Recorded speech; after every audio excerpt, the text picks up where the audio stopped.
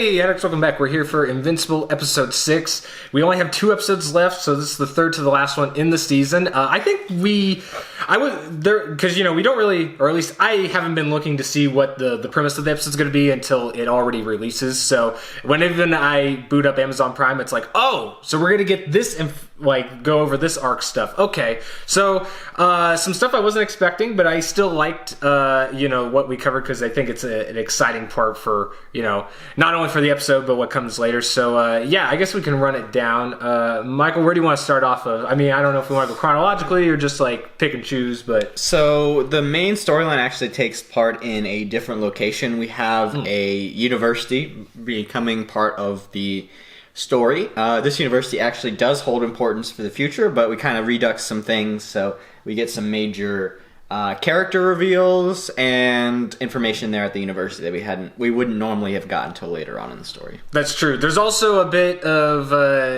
different characters involved, which lead to maybe some relationships speeding up the direction that they'd be going. There's also I don't know. Overall, the timeline's just really different than what it is in the comics. So it's like, oh wait, that's right. We haven't gotten to this point yet because they put this thing from the future in the past. But so we get the main college visit, which is before everyone actually graduates. So we have William, Mark, and Amber going to the college to visit, and they run into some not so friendly college students there that may or may not have been turned into monstrous machine hybrid creatures. Which I do love the voice guest being Justin Roiland. I think we actually open up with him, and it's just I don't know, it's just hilarious seeing him pop up anywhere. But so you do have a villain introduced because of these creatures. And he's one of the cooler villains, I think, that's maybe not necessarily a big line villain, but he's kind of one that's associated villain to bigger threats. So that was cool to see Sinclair introduced, kind of the Herbert West knockoff, I guess you could say, or wannabe.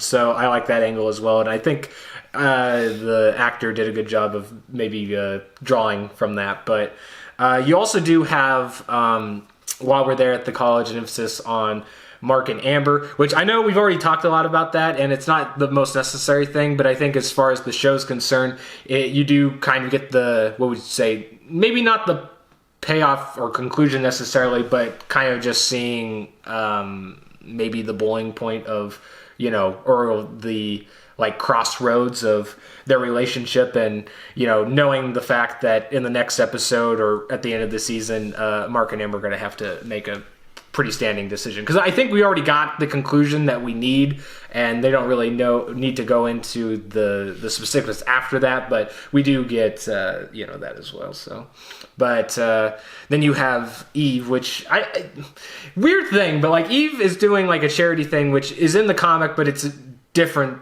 But they could still be doing it comic wise. I don't know, but I do like the fact that she's just hey, I got all these powers. Why don't we just ruin the economy? So we were making a joke earlier.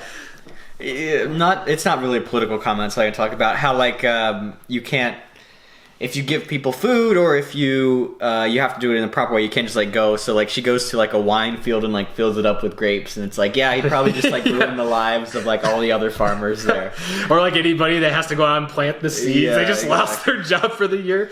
But each trying to do some greater good for humanity, not just saving people, which I think is kind of one of those things that I did like that they touched on in the comic, because with a power like Eve's, it doesn't make sense why that wouldn't cross your mind. So I do like that they showed it. Yeah, that too.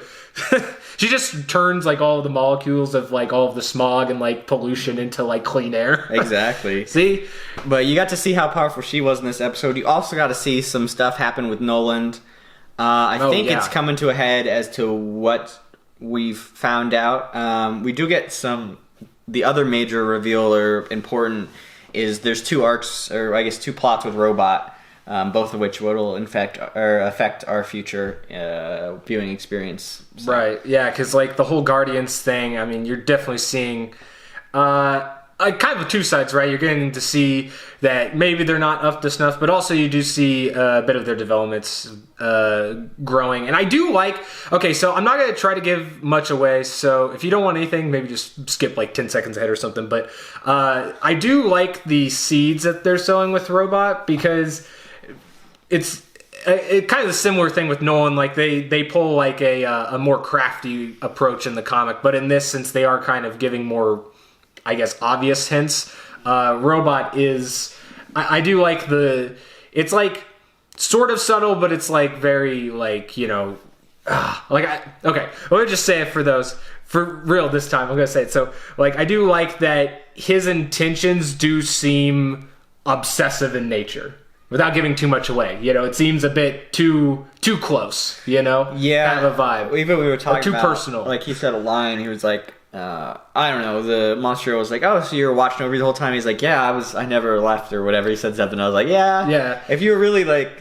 there for her, that wouldn't really be the first thing you would say. Right. Like, and even like the lines, like the way the voice actor does it, I think you can kind of just feel it with his voice. Weird. Yeah. So I do like that approach. But like you said, there's the Nolan aspect, which I don't think I like it. But I will still stand by it. I want to see, because we only got like an episode or two left. But I think it's just really weird that we're at the point now where basically anybody that's like a key factor in this debate knows that Nolan did what he did, except for knowing that they know. I mean, but I think he pretty much suspects it. Yeah. Right. But the only one that's not in the know is Mark. So I think I don't like that approach, because I don't know, that just seems weird to me. But I think, for those characters going forward, it'll be interesting to see how they remix them, because they are seeming a bit, where like Nolan takes a hit in his character, I think all the other ones are kind of built up a little bit better because of it. So I don't know if that's really necessary, because like, Mark's mom isn't like Debbie. She's not really like a key player in like most of the storylines. So I don't know if there really needs to be that buff there, but we'll see how it goes. I do want to know what you thought of seeing the sneak peeks of the Moeller twins doing some grave digging. Yeah, no, that was a good final note to end the episode. I think another thing that was interesting was basically like the crime analysis. So now a lot of people know what Nolan did, and I understand what you're saying with Mark not knowing. I think that's what was probably so dramatic in the comic, is the conversation between the two of them that leads to certain events. Yeah. Which, I mean, I guess it could still have a similar impact in this story. It's just going to be kind of weird because, like, everyone else.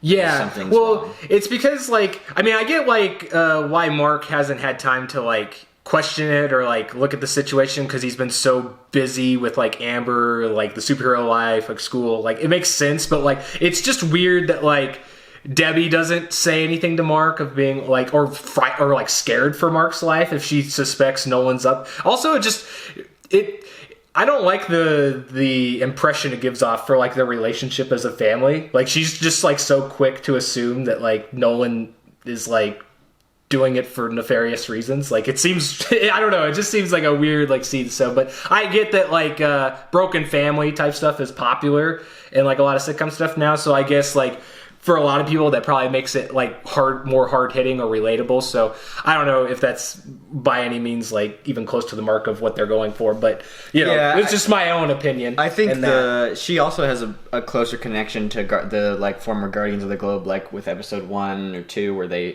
she had a connection with the one girl who was dating the Flash. Right. Yeah. So like it I don't know how it'll work out. I guess we'll just have to see in the near future, but.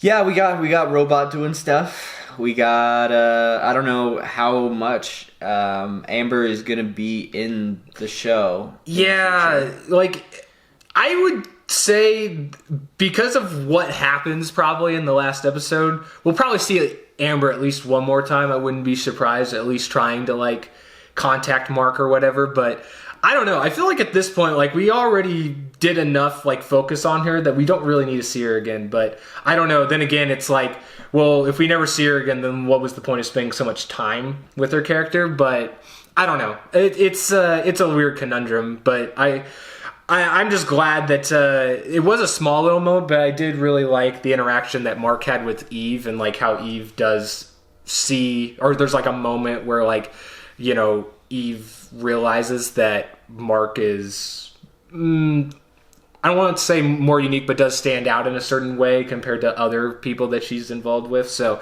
I do like that small scene, even if it's, you know, not necessarily super important. I do like kind of the seeds it sows. But I guess that's like the whole motto of the show right now is it's always setting up for more things but to come. But yeah, overall, did really like the episode. I don't know. I think it's if we got 8 episodes and we still have 2 episodes left, I'm really going to be questioning if they for like what we'll get in the next episode if we don't see things come to head, because it's just really weird. Bring back Demon Detective. Yeah. He needs to come back. We mentioned him in this episode. What would be great if it's just like he comes back and then he's just like, I told you all, and here's my book on how I figured it out. And everyone's like, yeah, we knew the whole time. Oh, man, go back to hell. You're just wasting our time. You probably put him up to it. No, I swear, it wasn't me. That's right, I did it. I figured that out. Yeah. I'm the murderer. Yeah, but I will say there was one comment that was brought up on the last episode about, you know, because we had the big fight with Battle Beast and like the Machine Hen, stuff like that, about the, you know, not being, you know, worry that there's not consequences to certain actions. And I think I mean, you will see it, but like right now it is kind of, I can kind of see where people get that. I think hopefully, you know, by the end of the show, you will see some things that will kind of show that there is some areas where people will never be able to go back to how things were, you know, or there will be like final things. I mean, I guess you can kind of see that with, you know, some of the people they get like affected by the villains, where they'll just like, oh yeah, they're never going to be the same again, type of deal. But yeah, so we can close this down. Overall, I don't know where I'd rate it in the episode so far. I think I'm going to rate it not as good as last episode, but still decent. And I'm still excited to see the big reveal being animated. I'm holding out that it's next episode, but it's probably season finale. Ugh. Right. Probably. Well, with that said, stay tuned for more Invincible. We got some Don Machi stuff coming up. If you haven't seen our video about March Madness, who will win Bell Don Machi, and you're interested, please do check it out. Yeah, we spent quite a deal of time on it, and I think it's a fun video as well. It's a long one, so every fan of that series will appreciate it. And we're coming back with some more comic stuff too soon, so stay tuned for that as well. Well, with that, we'll Invincible.